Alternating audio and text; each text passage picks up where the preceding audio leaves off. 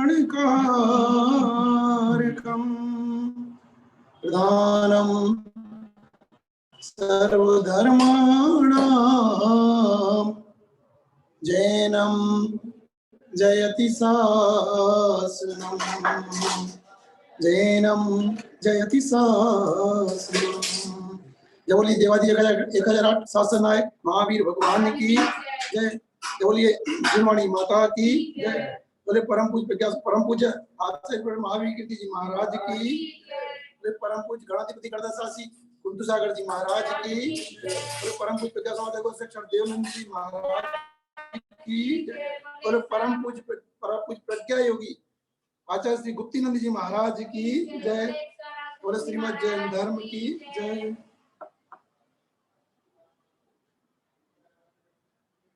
नव्यात्माओं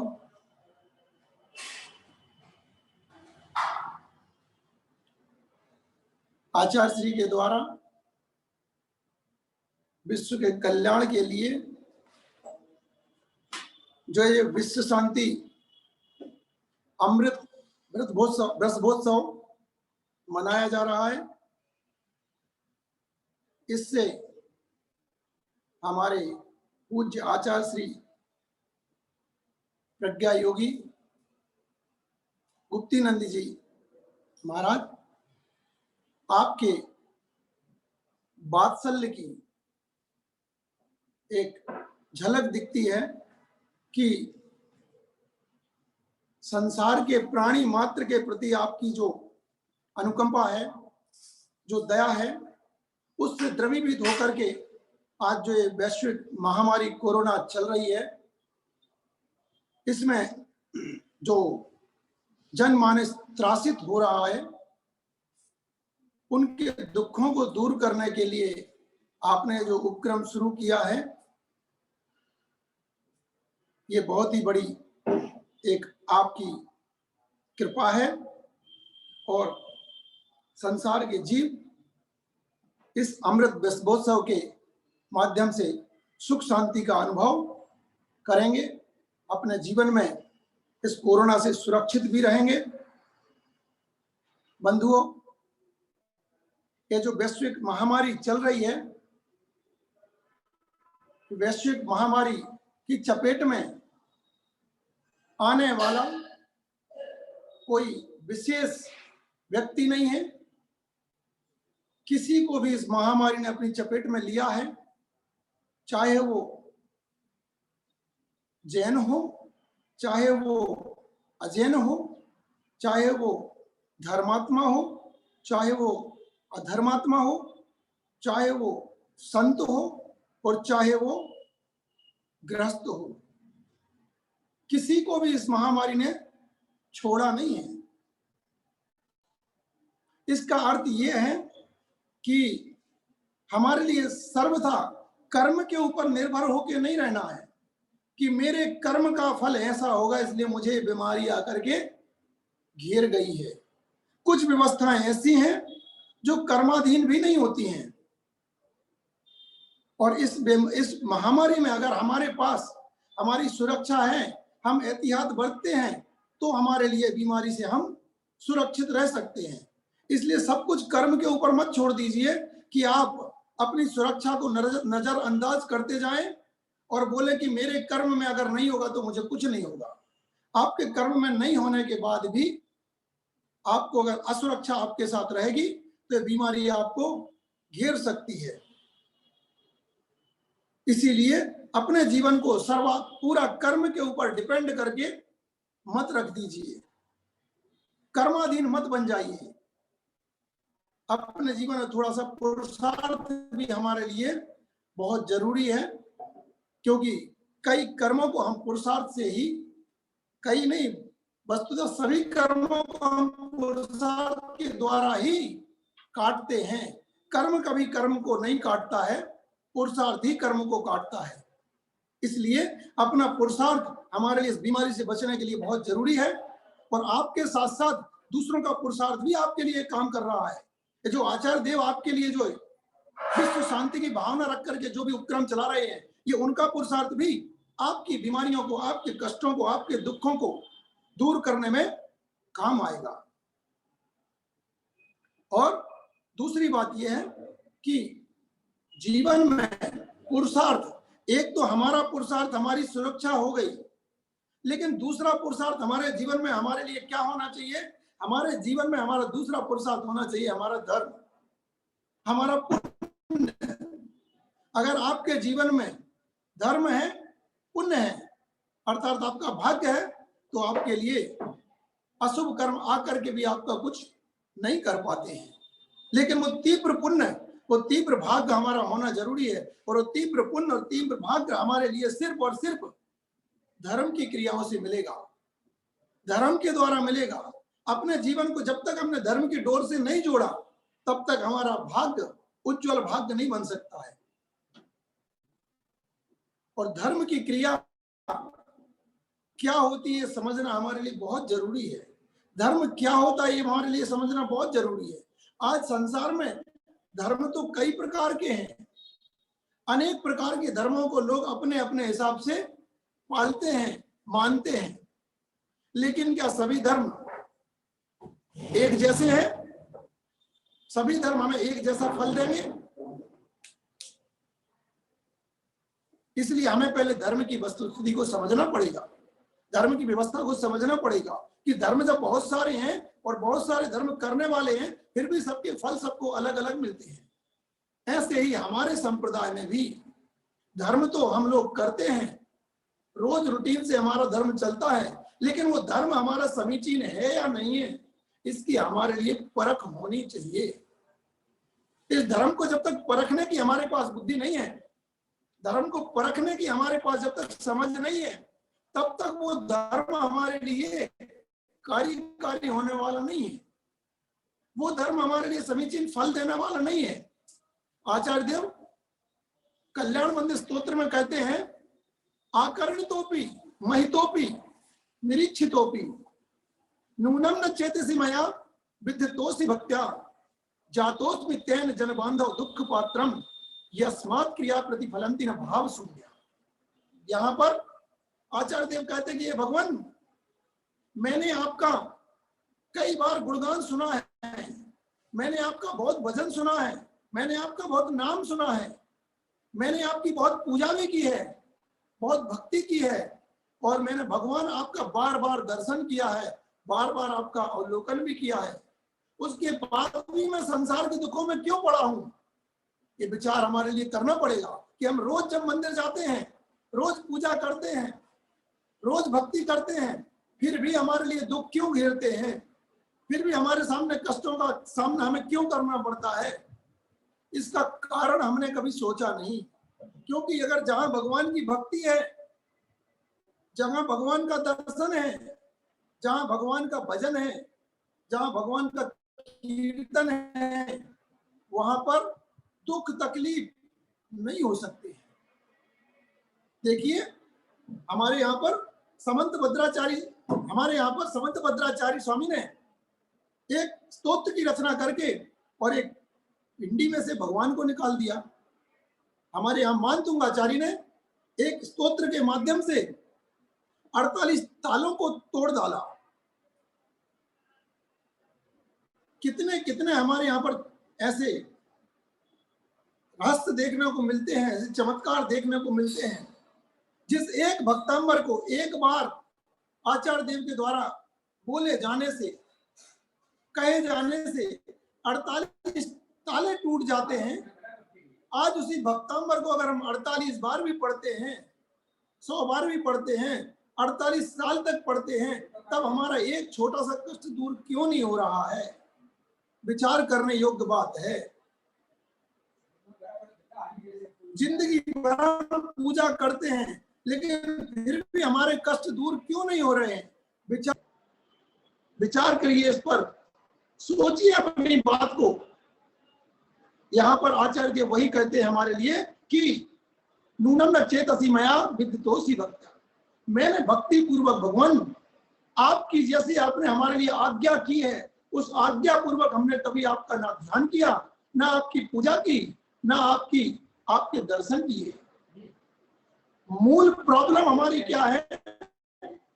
हमारी मूल प्रॉब्लम यह कि हम धर्म तो करते हैं, धर्म की क्रियाएं तो करते हैं, लेकिन क्रियाओं को हम जानते नहीं हैं। जिसने जैसा हमारे लिए कह दिया, जिसने जैसा हमारे लिए बता दिया, हम वैसा करना चालू कर देते हैं। हम उस पर अपना वेग कभी लगाना नहीं चाहते। धर्म करने के लिए हम लोग अंध श्रद्धा से धर्म करते हैं, अंधी भक्ति से धर्म करते हैं। आज आपके लिए कोई भी चीज धर्म के रूप में बता दी जाती है। आज बहुत सारी जगह देखने में आता है कि लोग मंदिर जाते हैं, मंदिर पे ऐसा हाथ करके भगवान के ऊपर छत्र चढ़ाते हैं, ऐसे ऐसे हाथ करके भगवान के ऊपर चवर ढोलते हैं। अब बताइए, ये हाथ कभी छत्र बन सकते हैं क्या? ये हाथ कभी चवर बन सकते हैं क्या? आपके पास जो द्रव्य नहीं है, वो द्रव्य आप भगवान को कैसे अर्पित कर सकते हो? जो द्रव्य आपने कभी हाथ में नहीं लिया, भगवान को कैसे चढ़ा दोगे? द्रव्य के बगैर यहाँ वही गारंटी, यस्मात् क्रिया, जो भी क्रिया की जाती है उस क्रिया की विधि होनी चाहिए। जब तक क्रिया की विधि आपके पास नहीं है, वो क्रिया आपको फल नहीं देगी। और क्रिया की विधि के साथ साथ आपके पास भाव भी होने चाहिए। भाव शून्य क्रिया भी आपके लिए फल नहीं देगी, और सिर्फ भावों से भी आपको फल नहीं मिलेगा। आपको भावों के साथ साथ क्रिया का होना बहुत जरूरी है। भाव पूजा को इसलिए जैन धर्म में स्थान नहीं है। भाव पूजा नहीं हो सकती है। अगर आपके पास द्रव्य नहीं है तो भाव से आप जन्म जन्म मृत्यु विनाश नाय जलम निरुपामति नहीं बोल सकते हो। भावों से आप अष्टद्रव्य नहीं चढ़ा सकते हो। इसलिए अष्टद्रव्य आपके पास होना बहुत अत्यंत आवश्यक है। उन अष्टद्रव्यों में जो अष्टद्रव्य की सामग्री है, वो अष्टद्रव्य की सामग्री यथा योग्य अपने पास होना बहुत आवश्यक है। इसलिए आप पूजा की विधि को समझिए, भक्ति की विधि को समझिए। जिस विधि में जो भक्ति कही गई है, उस क्रिया का वहां होना बहुत आवश्यक है। उस क्रिया को फिर आप भाव से करेंगे, आपको उस भक्ति का यथार्थ फल मिलेगा। आज लेकिन हमारी समस्या यही खड़ी होती है। आज हम पूजाएं तो करते हैं, आज सभी जगह देखने में आता है कि हम पूजाएं तो करते हैं, लेकिन पूजा में सबसे ज्यादा आज प्रचलन में पूजा चलती है, तो वो जो पूजा चलती है वो विद्यमान बीज तीर्थंकर वाली पूजा प्रचलन में चलती है, जिस पूजा का हमारे लिए कोई अर्थ मालूम नहीं है। उस पूजा के हमारे लिए शब्दों का क्या शब्दार्थ निकलता मालूम नहीं है। हम बोलते कुछ है, करते कुछ है। हमारे बोलने में और करने में फर्क है। वहां हम बोलते हैं कि ये भगवान, ये धूप अनल में कहने से कर्मों को नहीं जलाएगी, और बाद में बोलते हैं भगवान मेरे अष्ट कर्मों का नाश हो, इसलिए धूपम निरुपामति स्वाहा। पहले हमने बोला कि धूप अनल में, धूप को अग्नि में खेने से हमारे कर्म नहीं जलते हैं, और बाद में हम बोल रहे हैं भगवान मैं अग्नि में धूप खे रहा हूं, मेरे कर्म जल जाए। आप सोचिए, विचार कीजिए कि आप क्या कर रहे हैं। बोल कुछ रहे हैं, कर कुछ रहे हैं। इसलिए सबसे पहले हमारी विधि जानना बहुत आवश्यक है। कौन सी पूजा हमारे लिए करने योग्य है, कौन सी पूजा हमारे लिए करने योग्य नहीं है, कौन सी विधि हमारे लिए करने योग्य है, कौन सी विधि हमारे लिए करने योग्य नहीं है, ये बहुत जरूरी है समझने के लिए। हमारे लिए बहुत समझना जरूरी है। आपको कुछ भी बताया जाता है, आप कुछ भी करने लगते हैं, ये हमारे लिए कभी फल नहीं देगा। ये हमारे लिए, ये क्रिया हमारे लिए करने के बाद भी धर्म का फल नहीं मिलेगा। और इसी कारण से आज हम वर्षों वर्ष मंदिर जा रहे हैं, वर्षों वर्षों से हम मंदिर में पूजाएं कर रहे हैं, अभिषेक कर रहे हैं, लेकिन हमारे लिए कष्टों से, दुखों से शांति नहीं मिल रही है। आज हमारे लिए अपने कष्टों से छुटकारा नहीं मिल रहा है। इसलिए आप पहले विधि को समझिए। विधि बहुत आवश्यक है। विधि के बगैर कोई भी क्रिया आपको उसका यथार्थ फल नहीं देगी। और इसके साथ साथ आप समझिए दूसरी बात और, कि हमारे जीवन में भगवान की आज्ञा का पालन करना ही सम्यक दर्शन कहलाता है। इस बात को बहुत जरूरी है समझना। आज हम इस सूरत के अंदर इतने सारे लोग प्रतिमाएं, किसी की 2 प्रतिमाएं, बहुत लोग प्रतिमाओं को धारण किए हुए हैं, लेकिन ये प्रतिमाओं का धर्म आप बताइए कहां तक काम में आएगा? क्योंकि मूल में तो हमारे भूल चल रही है। वो प्रतिमाएं तो पालते हैं, लेकिन भगवान के अभिषेक को बहुत ज्यादा जरूरी नहीं समझते हैं।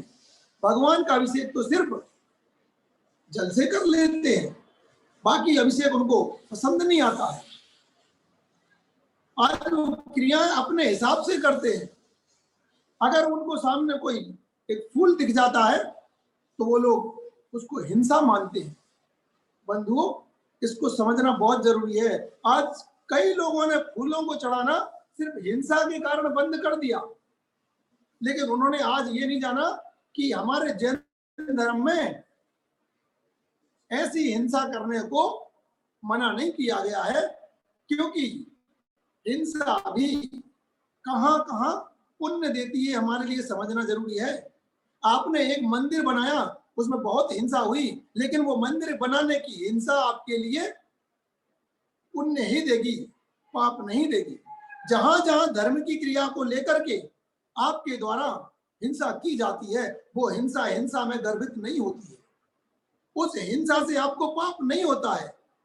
फूल तोड़ने से, पूजा के लिए आपको फूल तोड़ते हैं तो उससे आपके लिए जीवन में पाप कभी नहीं लगेगा, क्योंकि शुभ उपयोग के लिए की जाने वाली जितनी भी प्रमाद की क्रियाएं हैं उनसे पाप नहीं होता है। क्योंकि आचार्य देव ने तत्व सूत्र के अंदर स्पष्ट कह दिया है, हिंसा की विवक्षा करते हुए कहते हैं कि प्रमत्त योगात् प्राण व्यपरोपणम हिंसा।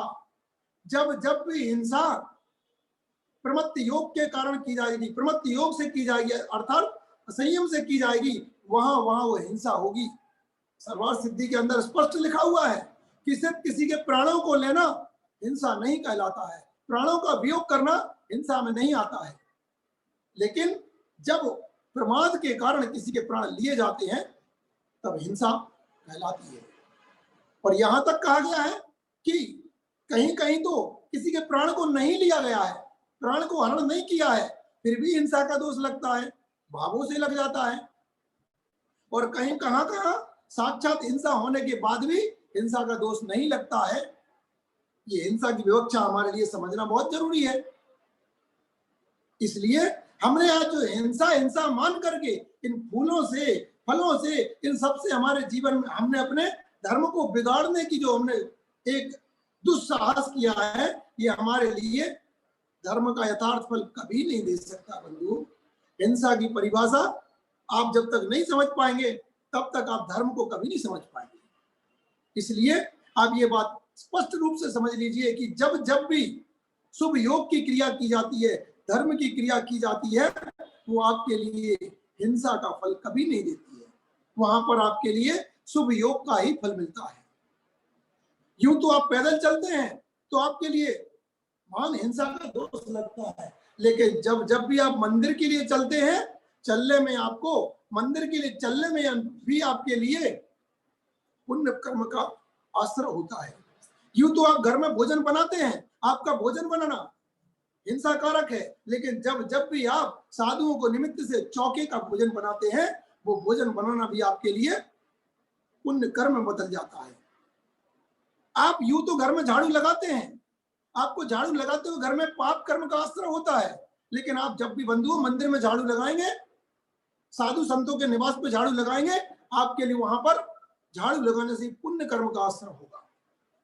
इसलिए आप पुण्य पाप की विवक्षा को समझना बहुत आवश्यक है। आज हमने जो हिंसा का कारण सब चीजों को मान लिया है, ये मान्यता से हमारी धर्म की पूरी व्यवस्थाएं गड़बड़ाने लगी हैं आज।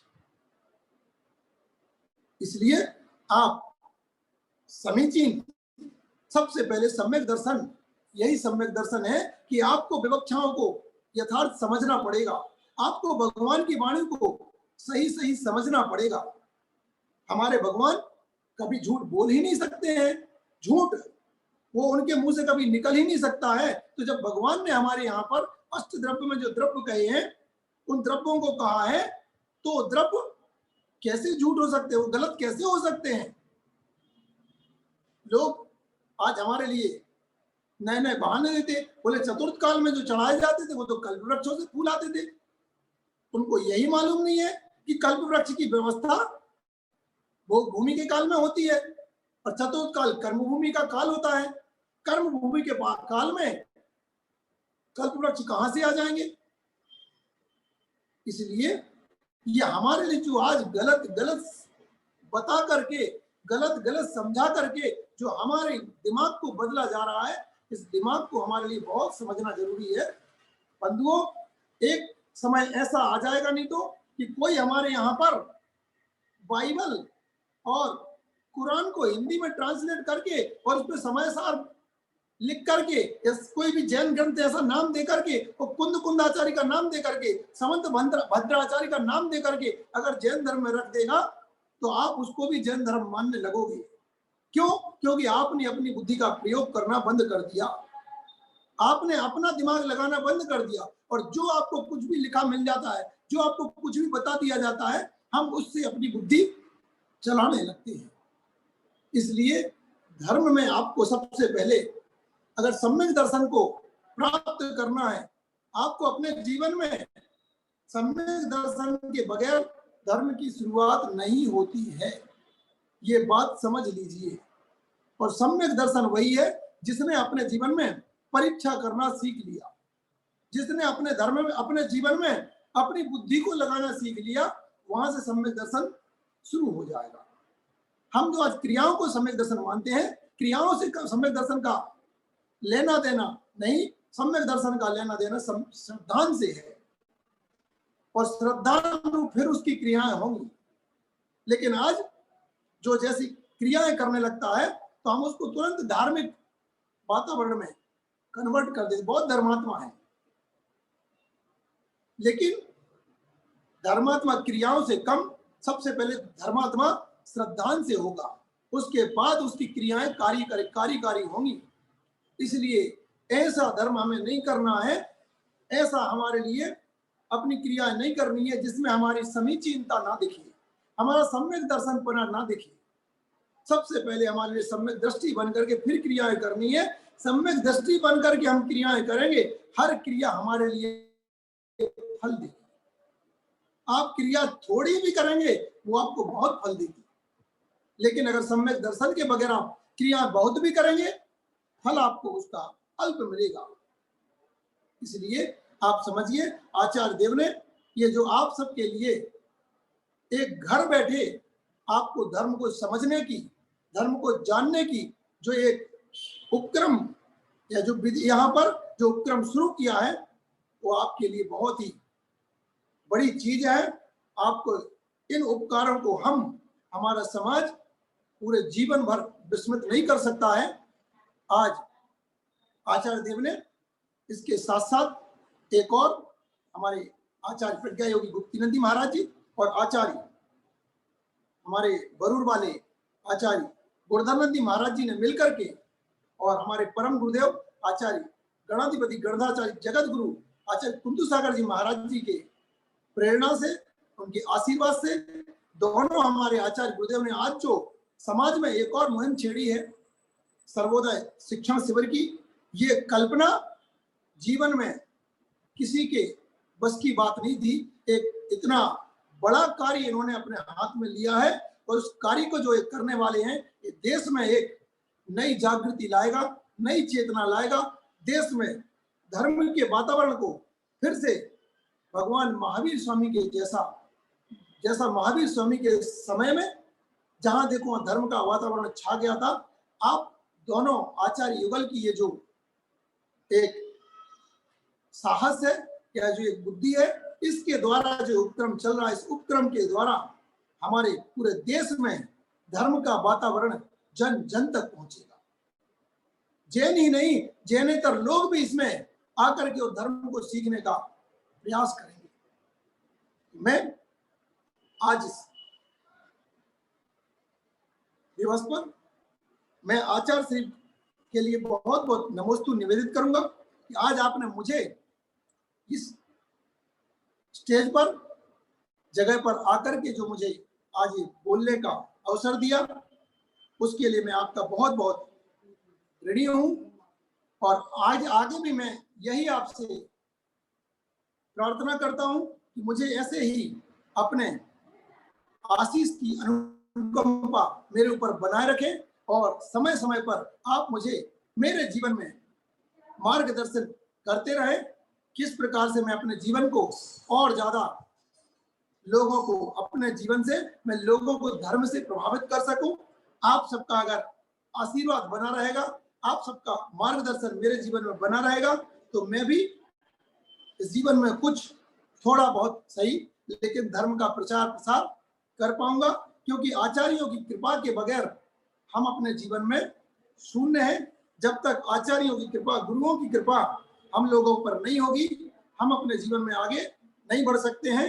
अतः मैं अपनी बात को समाप्त करूं उसके पूर्व मैं कहूंगा कि हमारे परम दादा गुरु हैं आचार्य गणधाचार्य जगत गुरु आचार्य कुंदू सागर जी महाराज जी, उनकी असीम कृपा मेरे ऊपर बनी रहे, और हमारे गुरुदेव परम पूज्य प्रज्ञा समाज आचार्य शिक्षक देवनंद जी महाराज, उनकी भी कृपा मेरे ऊपर बनी रहे, और प्रज्ञा योगी जैनाचार्य श्री आचार्य गुप्तीनंद जी महाराज, उनकी भी असीम कृपा मेरे ऊपर बनी रहे।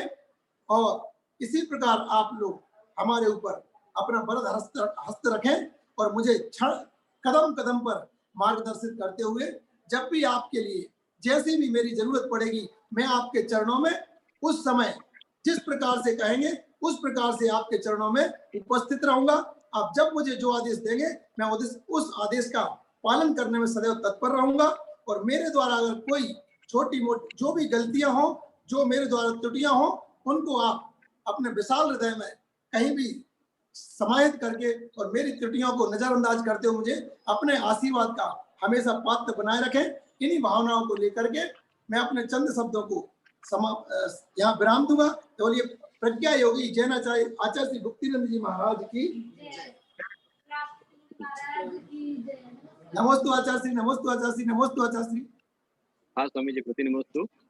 मुनीष के आर्ष कीर्ति जी ने आज यहाँ पर जैसा नाम है इसी प्रकार से आर्ष परंपरा की कीर्ति को फैलाने का प्रयास किया है कि पूजाएं पढ़ें तो देख कर पढ़ें क्या पढ़ रहे हैं, उन पूजाओं के अर्थों को समझें और समझ करके प्रयोग करें। पूजन कर रहे हैं या पूजन में अष्टद्रव्यों की आलोचना कर रहे हैं, ये धूप अनल में खेने से कर्मों को नहीं जलाए फिर धूप को चढ़ा रहे भाई। पूजन में मंत्र पढ़ रहे हैं कि अष्टक्रम सहनाय धूपो निर्पामति स्वाहा, और इतने उस संकल्प हो चुके हैं कि हम कहते हैं कि जड़ कर्म घुमाता है मुझको ये मिथ्या भ्रांति रही मेरी। यदि कर्म नहीं घुमा रहा है तो फिर कौन घुमा रहा है? जिनके पास कर्म नहीं, क्या वो घूम रहे हैं? जिनके पास कर्म है वही घूम रहे हैं। ऑल पीपल वेरी सोरो इन द यूनिवर्स, विश्व के संपूर्ण प्राणी बहुत दुखी हैं। The karmas around still for them, और जो कर्म है उंगली की नोक पर घुमा रहा है। कर्म से निकलने का रास्ता यदि मिलेगा तो लगन लगानी पड़ेगी, अपने काम को, अपने लक्ष्य को ध्यान देना होगा। एक हिरण बहुत ही प्यासा था, खूब पानी ढूंढा, नहीं मिला। जब वह एक पेड़ के नीचे बैठ गया, निस्तब्ध होकर के, शांत होकर बैठ गया, एकाग्र होकर के बैठ गया, तब उसे नदी के जल की कलकल ध्वनि आई, और जहां जल था वह नदी किनारे पहुंच गया।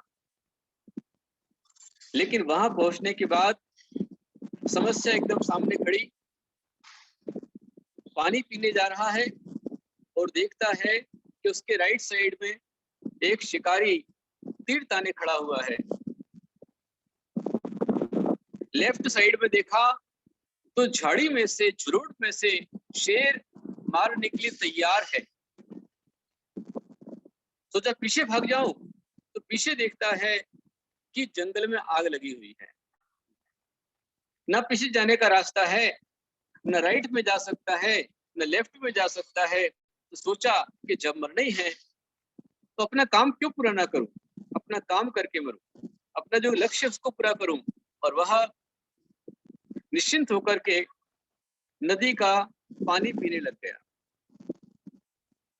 और जैसे नदी का पानी पीता है, निश्चित होकर पीता है, प्रभु का स्मरण करते पीता है, हे प्रभु मेरे जीवन की बागडोर तुम्हारे हाथ में है। अपने को भगवान के लिए सौंप दिया।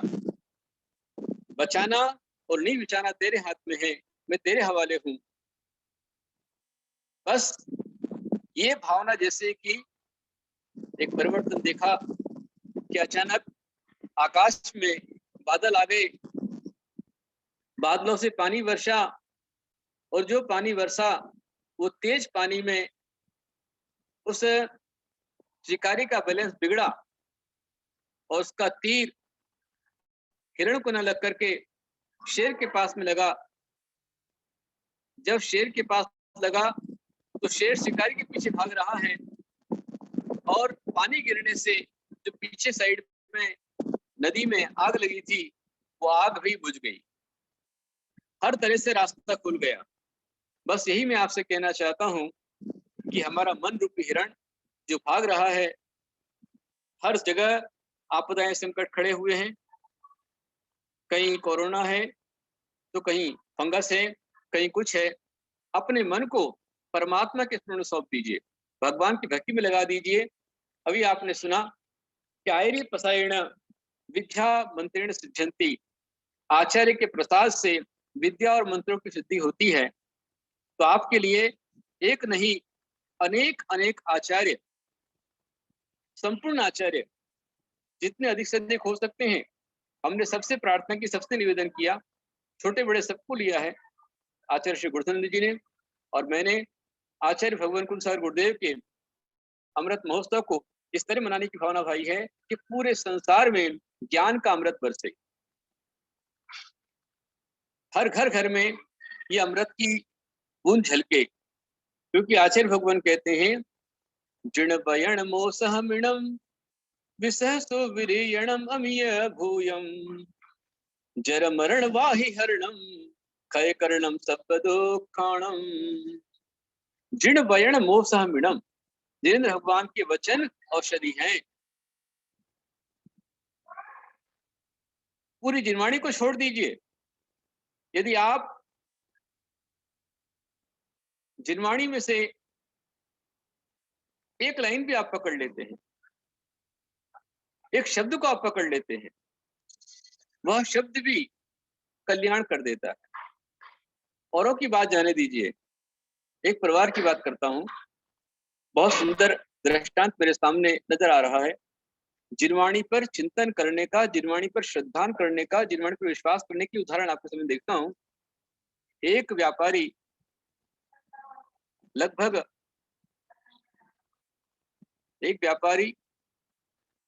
उसने अपने 18-20 साल के लड़के का युवा होने पर विवाह कर दिया।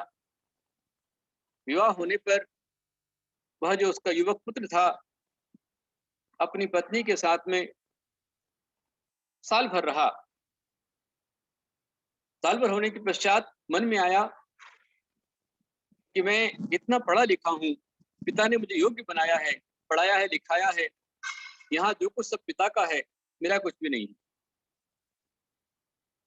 और पिता के जाने के पश्चात कौन किसके साथ में रहेगा, मेरा भाई किस्मत साथ देती या नहीं देती, इसका परीक्षण करना चाहिए। इसलिए अपनी पत्नी से पूछ करके, पिता की आज्ञा लेकर के वह युवक परदेश व्यापार के लिए चला गया। अपनी पत्नी से वादा किया था कि मैं बहुत जल्दी लौट आऊंगा। 16 साल वो विदेश में रहा, खूब व्यापार किया, खूब कमाया, अरबों की संपत्ति कमाई। लौटने का समय आया तो लौटने से पहले एक विद्वान आया और विद्वान ने उससे भेंट की। बोले, आप क्या व्यापार करते हैं? बोले, मैं सुवाक्य का व्यापार करता हूँ, सुवाक्य, सुनीतियां, उसका व्यापार करता हूँ। अच्छा, इसका ही व्यापार होता है क्या? बोले, हाँ। वो व्यापारी, दूसरा व्यापारी था, उसे कौतूहल जागा। उसने विद्वान से कहा, भाई तेरा जो सुवाक्य है उसका व्यापार तू करता है, तो तेरा सुवाक्य कितने का है? विद्वान ने कहा कि मेरा सबसे छोटा सुवाक्य उसकी कीमत है 5 लाख स्वर्ण मुद्रा। कितनी? 5 लाख स्वर्ण मुद्रा। तो सेठ ने पूछ लिया कि भाई वो तेरा सुहाग कौन सा है जिसकी 5 लाख रुपए कीमत है? विद्वान ने कहा, भाई ये बताओ कि पिक्चर देखने के बाद टिकट कौन लेता है? कोई लेता है क्या? वाक्य आपको चाहिए तो पहले 5 लाख स्वर्ण मुद्राएं मेरे हाथ में दीजिए, उसके बाद मैं आपको वाक्य दूंगा, आप प्रयोग कीजिए। सेठ भी मूडी आदमी था, अरबों की संपत्ति कमाई थी उसने, क्या फर्क पड़ता है? तो उसने 5 लाख स्वर्ण मुद्राएं उस विद्वान को दे दी। बोले, अब बताओ तुम्हारा सौभाग्य क्या है? पहले ज्ञान का बहुत महत्व था। राजा महाराजा लोग अपने राज्य में जगह जगह गुरुकुल बनवाते थे और गुरुकुल में हर व्यक्ति पढ़ता था, हर एक की पढ़ने की सुविधाएं होती थी और राज्यसभा में ज्ञान संगोष्ठियां होती थी, ज्ञान गोष्ठियां हुआ करती थी, जैसे अभी हो रही है। अब निरंतर रोज ज्ञान गोष्ठी चल रही है। पहले हमने वर्धमानोत्सव चलाया, अभी ब्रह्मोत्सव चल रहा है, 31 मई तक चलेगा। अनेक अनेक हमारे जैन समाज के मूर्धन्य विद्वान, हमारे त्याग तपस्या की मूर्ति दिगंबर आचार्य, आरिका मुनि यहाँ पर आ रहे हैं। आज हमारे बीच में आर्ष कीर्ति आए, मैं उनसे बोलना चाहूंगा अभी रुकेंगे वो। और कल हमारे बीच में हम सबके गुरुदेव, हम सबके शिक्षा गुरु आचार्य भगवान करखंडी गुरुदेव का मंगल आगमन रहेगा और उन्हें अर्घ चढ़ाने के लिए मैं चाहूंगा कि संपूर्ण, उनका गुरुदेव का उदयपुर में चतुर्मास हुआ है, उदयपुर, संपूर्ण उदयपुर का जैन समाज जो भी यहाँ पर एक दूसरे को मैसेज कर देवे, और उदयपुर के सारे भक्त लोग आचार्य शिव चढ़ाने को तैयार हैं। 31 मई को हरिका सूषणमती माता जी का आना होगा और आगे 1 मई से हमारा ज्ञानोत्सव चलेगा। इस ज्ञान गोष्ठी में निरंतर साधु संत आ रहे हैं, उनका मंगल उद्बोधन हो रहा है और यही सबसे महत्वपूर्ण क्रिया है। तो पहले के लोग ज्ञान गोष्ठी करते थे, पिक्चरें देखना कम था, पिक्चरें नहीं थी, बड़े बड़े धारावाहिक होते थे, नाटक होते थे, उनमें भी शिक्षा मिलती थी। तो उस सेठ ने विद्वान के हाथ में 5 लाख स्वर्ण मुद्राएं दे दी कि यह ज्ञान का वाक्य देखो कौन सा वाक्य है सबसे छोटा है। तो उसने, विद्वान ने कहा कि मेरा सबसे छोटा वाक्य है और मैं चाहूंगा कि आप उसका जीवन में प्रयोग करें। मेरा वाक्य छोटा सा इतना सा है कि कोई भी कार्य करने से पहले 2 मिनट विचार अवश्य करें। बस इस एक वाक्य के 5 लाख स्वर्ण मुद्राएं दे दी। आप सोचिए कितना पागल गवार है। आजकल तो मोबाइल पे इतने सारे विचार आते हैं, क्या आवश्यकता 5 लाख स्वर्ण मुद्राएं देने की? ध्यान रखना कि सुविचार भी तुम्हारे पकड़ में नहीं आ रहे हैं, लेकिन ग्रहण करने वाले ग्रहण कर पा रहे हैं। सेठ ने संकल्प किया कि मैं इस वाक्य का अवश्य प्रयोग करूंगा और अपने देश लौट गया। देश में सवेरे सवेरे का प्रवेश था। पड़ाव रात में नगर के बाहर डाला गया, पर उसका मन नहीं माना कि मेरा सारा लवाजमा सुबह पहुंच जाएगा, लेकिन मैं अपनी पत्नी को सरप्राइज देना चाहता। इसलिए वो सेठ मुंह छिपा करके, वेश बदल करके, तलवार को छिपा करके, और वह रास्ता उसे पते थे, जानकारी थी, वो अपने घर पहुंच गया। जब घर पहुंचा सीधा अंतःपुर के अंदर चला गया, पत्नी कक्ष में पहुंच गया और जहां पत्नी को देखा तो पत्नी को देख करके, जिस पत्नी को देखने के लिए वो लालायित था और रात्रि में चला गया था, उसी पत्नी को देख करके, वहां के दृश्य को देख करके उसका मन आग बबूला हो गया। वो देखता है कि जिस पलंग पर उसकी पत्नी सो रही है, उसी पलंग पर उसकी पत्नी की गले में हाथ डाल करके, पैर ऊपर रख करके एक पर पुरुष सो रहा है, एक युवक सो रहा है। उसके मन में तन में आग लग गई। ये स्त्रियां कितनी तीरा चरित्र करने वाली होती है, कितनी कुटली, कितनी उल्टा, कितनी मायाचारिणी होती है। ये मेरी पत्नी मुझे हर दिन में, 10 दिन में, 5 दिन में पत्र लिखती थी और लिखती थी कि मैं पलक पाँव बिछा करके आपका इंतजार कर रही हूँ, आप कब आएंगे, कब आएंगे। और देखो यहाँ पर एक पर पुरुष के साथ पड़ी हुई है। बहुत अच्छा हो गया, मैं रात्रि में आ गया, किसी को पता भी नहीं चलेगा, मैं अभी का अभी काम तमाम करके यहाँ से चला जाऊंगा। ये सोच करके उसने अपनी तलवार को म्यान से निकाला और जैसे ही म्यान से निकाला, मारने का विचार किया। मारने से पहले विद्वान का वाक्य ध्यान में आ गया कि कोई भी कार्य करने से 2 मिनट विचार अवश्य करें। और इस विचार के उधेड़बुन में तलवार को जो निकाला था और उधेड़बुन में उसकी तलवार दीवार से टकराई। दीवार से टकराते ही खन की आवाज आई और खन की आवाज आते ही वह उसकी पत्नी एकदम से चौंक कर उठ पड़ी।